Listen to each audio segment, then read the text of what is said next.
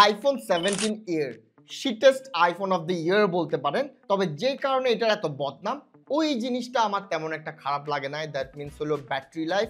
হ্যাঁ, ব্যাটারি সাইজটা অনেক ছোট, এমএএইচ চিন্তা করলে অনেক ছোট। তবে ভাই ব্যাকআপ কিন্তু আমি বেশ সলিড পাচ্ছি।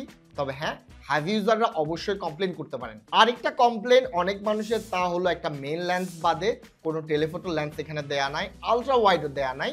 হ্যাঁ, অনেকেই কমপ্লেন করতে পারবেন।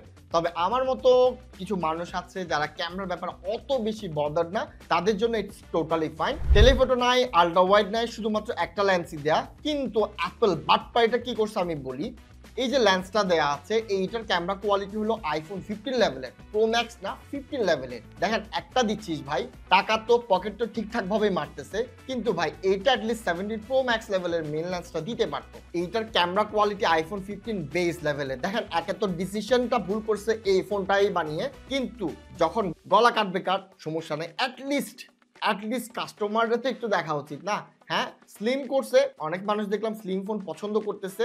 আর ফোন যখন সাইজে বড় হয় এবং বাল্কি হয়, ইউজ করতে একটু কষ্ট হয়ে যায়। কিন্তু অনেকে বড় ডিসপ্লে পছন্দ করে, তবে বাল্কিনেসটা চায় না। তাদের জন্য কিন্তু এই স্লিম ফোনটা আসলেই কাজের। তবে ভাই কম্প্রোমাইজ টেলিফোটোতে এবং আলট্রা ওয়াইডে করলো, আই ডোন্ট থিঙ্ক যে এখানে তাদের কম্প্রোমাইজটা করা উচিত ছিল। আর এত সব কম্বিনেশন এই ফোনটাকে পারফেক্ট ব্লু ফোন করে তোলে।